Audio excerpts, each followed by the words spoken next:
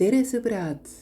20. novembril 2025. aastal kell 20.00 on tulemas järjekordne täisteadmisi, teaduslik ning sisutehe otse-eeter, kus rahvusvaheliselt tuntud Ukraina Tehnoloogiliste Teaduste Akadeemia akadeemik, teadlane, filosoofiateaduste doktor, psühholoog, parapsühholoog, teaduse anomaalsete võimaluste uurija Natalja Rodina selgitab vaatajatele meie reaalsuse kujunemise peensusi. Igaüks meist unistab elust maailmas, kus pole sõda, kus pole valet ja kadedust, kus kõik armastavad üksteist ja on valmis igal hetkel ulatama oma abistava käe. Maailmas, kus õiglus ja armastus on kogu eksistentsi alus. Kas see on võimalik? Siin kerkib üles veelgi keerulisem küsimus.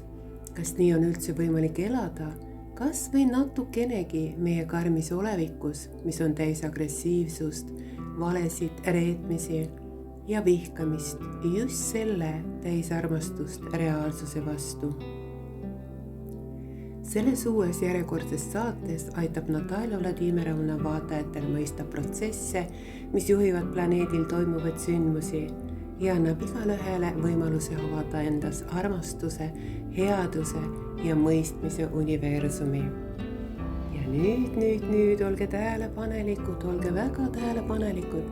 Otse-eetrit vene keeles on võimalik vaadata ja kuulata juurde lisatud lingilt ning eesti keeles on võimalik kuulata ainult sünkroontõlkena Zoomis, vaadates hääletult otse-eetrit.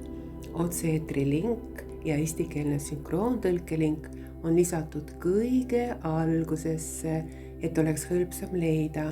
Tõlget ei lindistata, meeldivat jälgimist, kuulamist ja kaasamõtlemist. Meil on hea meel, kui te võtate osa sellest inforikast otse-eetrist.